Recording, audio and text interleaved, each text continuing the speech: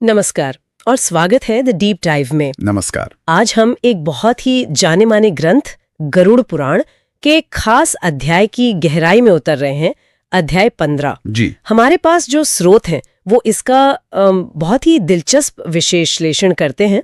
हमने सोचा था कि हम एक अध्याय को समझेंगे, लेकिन यहाँ कहानी में एक जबरदस्त मोड़ है। अच्छा। हाँ, जब हम अध्याय 15 कहते हैं तो असल में हम एक नहीं बल्कि दो पूरी तरह से अलग अलग दुनियाओं की बात कर रहे हैं। बिल्कुल।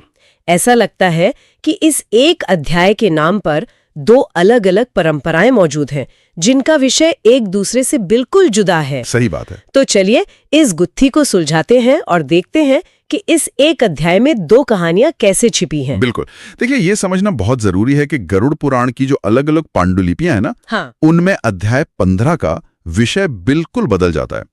पहली परंपरा जो ज्यादातर लोग जानते हैं और जो मुख्य मानी जाती है, उसमें है श्री विष्णु सहस्त्रनाम स्तोत्रम, यानी भगवान विष्णु के 1000 नामों का दिव्य भजन। अच्छा, ये तो महाभारत वाले सहस्त्र नाम से अलग है। हाँ, ये गरुड़ पुराण का अपना संस्करण है और ये भगवान शिव और विष्णु के बीच एक बहुत ही गहरा संवाद है।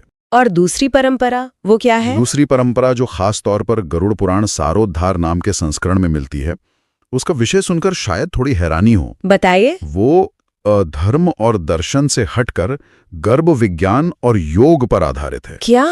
गर्भ विज्ञान? जी। उसमें यह बताया गया है कि एक पुण्य आत्मा का जन्म कैसे होता है, शरीर कैसे बनता है और मन का इस प्रक्रिया में क्या रोल है। वाह, ये तो वाकई में दो अलग दुनियाएं हैं। बिल्कुल।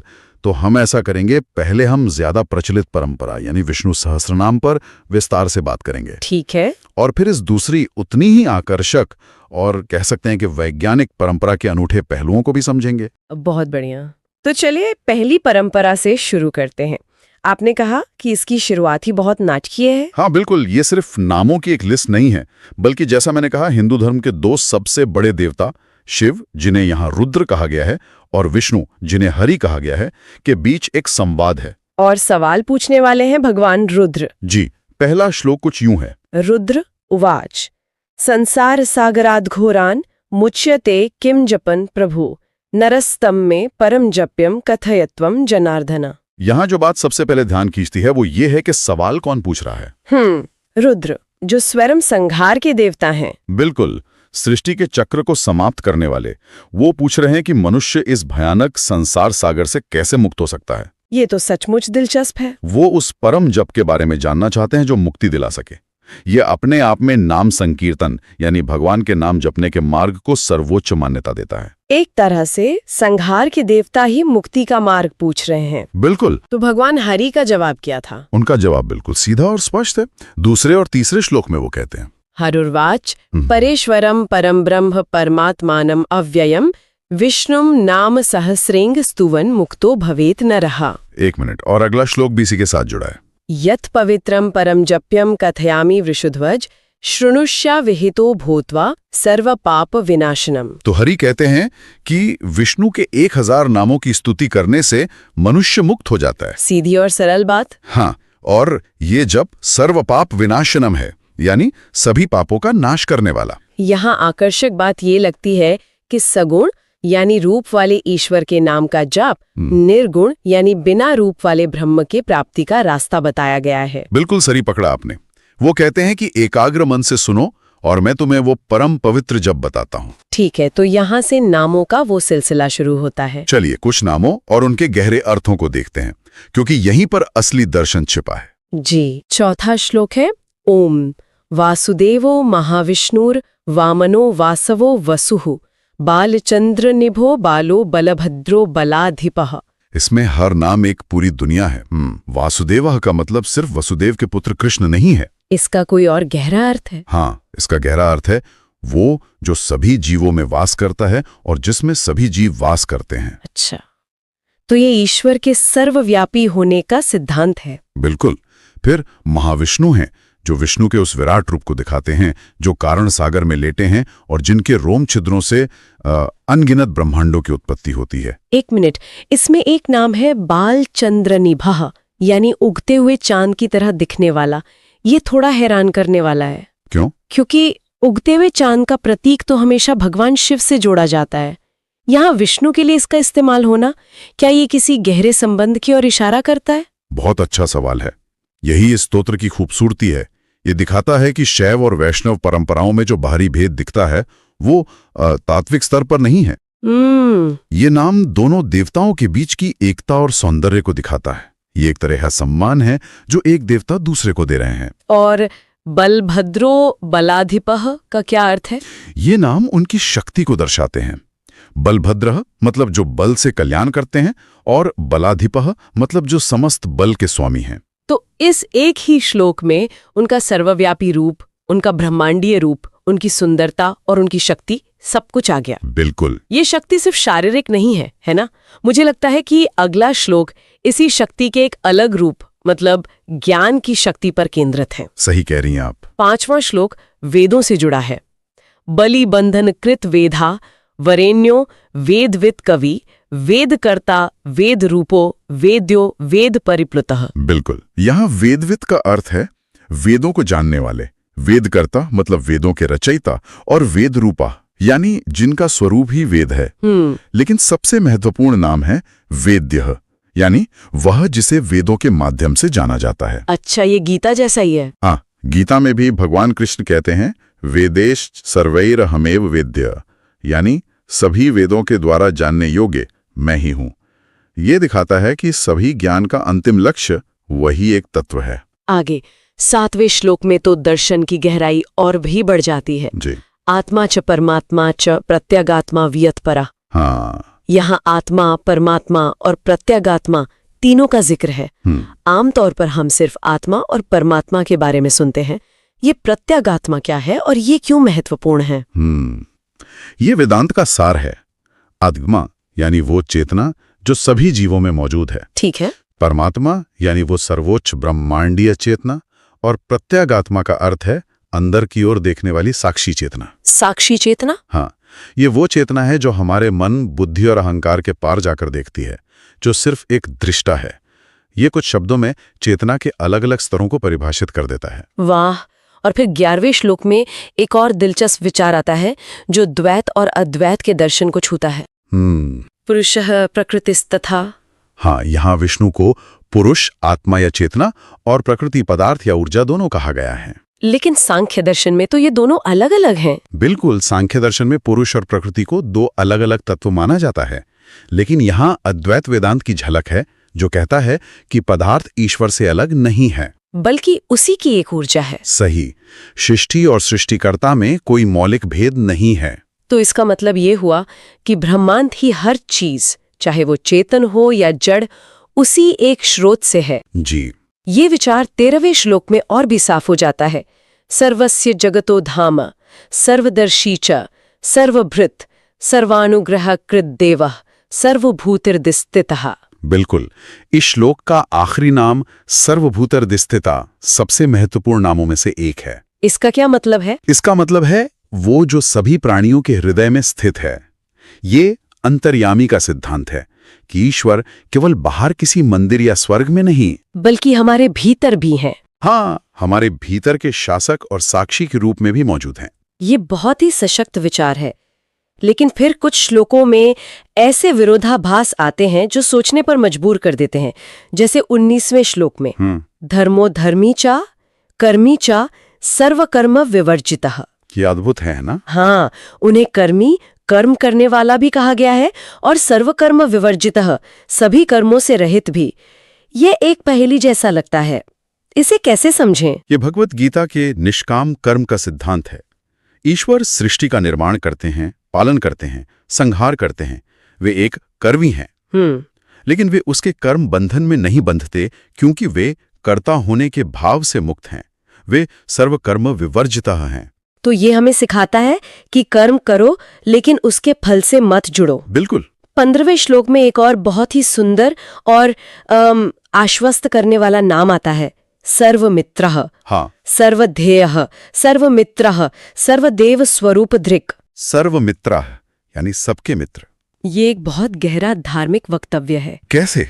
ईश्वर को अक्सर एक राजा, जज या पिता के रूप में देखा जाता है, जो नियम बनाते हैं और सजा देते हैं। हाँ।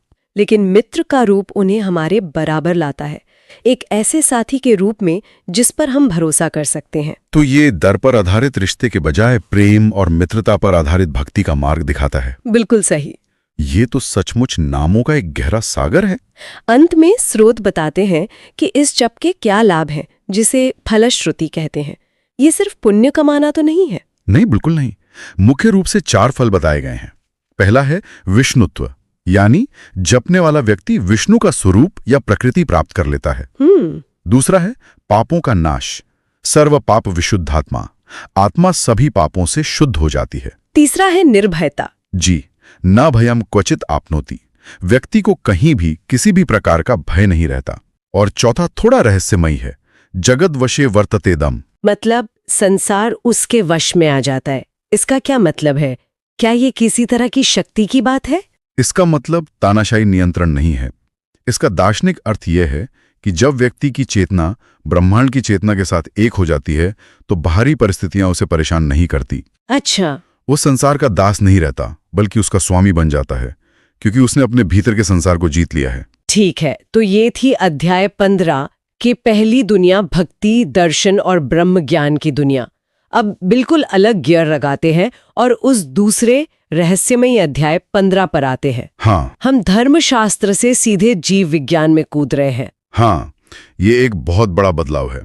यह संस्करण गरुड़ पुराण सारोद्धार में मिलता है और जैसा मैंने पहले बताया, अक्सर अंतिम संस्कार की रस्मों के दौरान पढ़ा जाता है। अच्छा। यहाँ का संदर्भ बिल्कुल अलग है। गरुड़ पूछते हैं कि एक पुण्यात्मा जिसने स्वर्ग के फलों का भोग कर लिया है, उसका पृथ्वी पर फिर से जन्म कैसे होता है? और यहाँ से संवाद शुरू होता है, जो पूरी तरह से गर्भाविज्ञान, शरीर रचना और योग पर केंद्रित है। इसमें कुछ बहुत ही हैरान करने वाली बातें हैं। स्रोत बताते हैं कि ये गर्भाधान के लिए सही समय और नियमों की बात करता है, जैसे कि मासिक धर्म के बाद किस समय गर्भाधान होना चाहिए। हाँ, ये मासिक धर्म के दौरान 4 दिनों की अवधि का उल्लेख करता है और उसके बाद की रातों को गर्भाधान के लिए उपयुक्त बताता है। लेकिन इससे भी ज्यादा दिलचस्प ये है कि इसमें एक प्राचीन जैविक सिद्धांत दिया गया है कि बच्चे का लिंग कैसे निर्धारित होता है। क्या उस समय भी ऐसा कोई सिद्धांत था? हाँ, स्रोत के अनुसार ये ग्रंथ कहता है कि समरातों जैसे 8वीं, 10वीं, 12वीं रात में गर्भाधान से पुत्र, और विषम रातों में गर्भाधान से पुत्री। हाँ, जैसे 9वीं, 11वीं, 13वीं रात से पुत्री का जन्म होता है। जाहिर है, आज का विज्ञान हमें बताता है कि लिंग का निर्धारण X और Y क्रोमोसोम से होता है। बिल्कुल। लेकिन ये सोचना कितना दिलचस्प है कि उस समय भी वे कारण और प्रभाव पर आधारित एक व्यवस्थित सिद्धांत बनाने की कोशिश कर रहे थे। और सबसे आकर्षक बात जो स्रोत बताते हैं वो ये है कि गर्भाधान के समय माता पिता के विचार और मानसिक स्थिति गर्भ में प्रवेश करने वाली आत्मा के स्वभाव को प्रभावित करते हैं। ये तो बहुत ही गहरा विचार है। ये इस अध्याय का सबसे गहरा हिस्सा है। स्रोत में लिखा है, बुद्धि बीज के साथ जुड़कर हमेशा शुक्राणु में रहती है। इसका क्या मतलब हुआ? इसका मतलब है कि वे इसे सिर्फ एक शारीरिक प्रक्रिया नहीं मानते थे। उनका मानना था कि माता पिता की चेतना, उनके विचार, उनकी भावनाएं उस जीवन की नींव रखती हैं जो आने वाला है।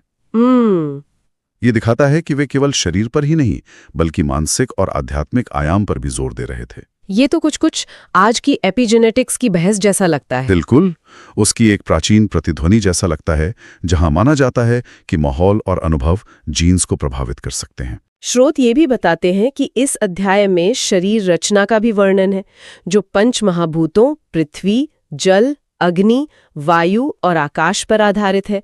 क्या आप इसे थोड़ा और समझा सकते हैं? जरूर। ये अध्याय बताता है कि शरीर के अलग अलग हिस्से इन 5 तत्वों से कैसे बनते हैं।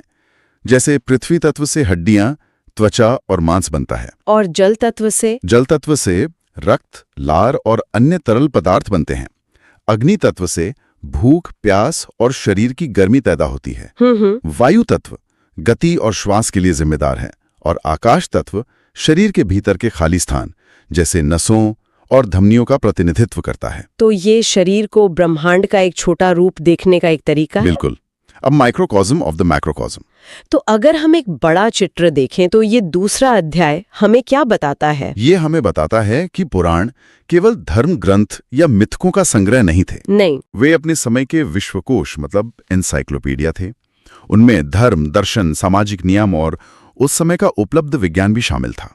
ये अध्याय 15 का दूसरा संस्करण एक बेहतरीन उदाहरण है कि कैसे आध्यात्मिक ग्रंथों में भौतिक दुनिया को समझने की गहरी कोशिशें भी शामिल थीं। तो आज हमने गरुड़ पुराण के अध्याय 15 को समझने की यात्रा शुरू की और हमें एक के बजाय दो बिल्कुल अलग-अलग रास्ते मिले।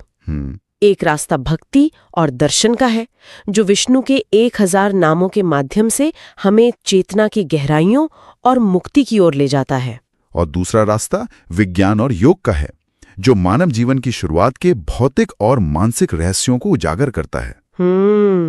एक ही अध्याय संख्या के तहत ये दो अलग अलग विषय हमें दिखाते हैं कि ज्ञान की परंपरा कितनी विविध और जटिल हो सकती है। ये वास्तव में अविश्वसनीय है। एक ही ग्रंथ, एक ही अध्याय संख्या और दो बिल्कुल अलग दुनियाएं। और ये स्रोत हमें एक बहुत ही महत्वपूर्ण सवाल पर सोचने के लिए छोड़ जाते हैं, जिस पर श्रोता भी विचार कर सकते हैं। ऐसे और कितने प्राचीन ग्रंथ होंगे जिनके बारे में हम सोचते हैं कि हम उन्हें जानते हैं, लेकिन उनके भीतर भी ऐसी ही छिपी हुई विविधताएं और अलग-अलग परंपराएं मौजूद हों, जो किसी एक मूल या अकेले सच के हमारे विचार को चुनौती देती हों। बिल्कुल। शायद ज्ञान का असली खजाना इन विभिन्नताओं को खोजने में ही छिपा है।